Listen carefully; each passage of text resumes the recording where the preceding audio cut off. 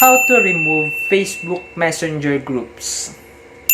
In this video, you will learn the easiest way and the fastest way on how to remove your Facebook Messenger groups permanently.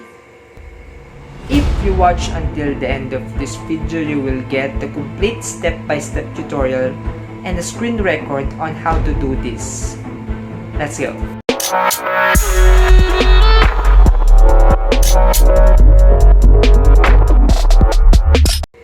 Hi guys, this is Archie, Noche, and kung bago ka pa lang dito sa channel ko, please do hit the subscribe button and the notification bell para ma-notify kayo sa mga susunod na video na gagawin ko all about social media marketing, tips, tricks, and strategies para sa business mo online. Keep in mind that you can only delete the group in Messenger if you are an admin. Kung hindi naman kayo admin ng group at gusto niyo lang umalis, pwede rin kayo mag-leave ng group. Now, ipapakita ko sa inyo sa screen record kung paano nga ba gawin to ng step by step. Let's go!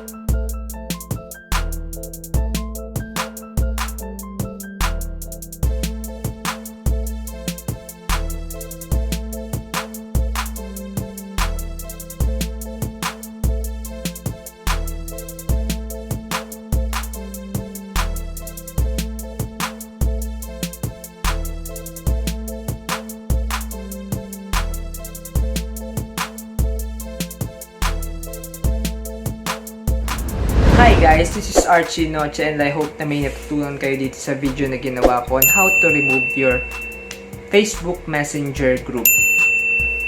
Let me know in the comments below kung meron kayong mga questions or tanong para sa video na to, and smash the like button and subscribe to my YouTube channel para ma-notify kayo sa mga susunod na video na gagawin ko all about social media marketing tips, tricks, and strategies para sa business mo online. That's all for today, and I'll see you on the next vlog.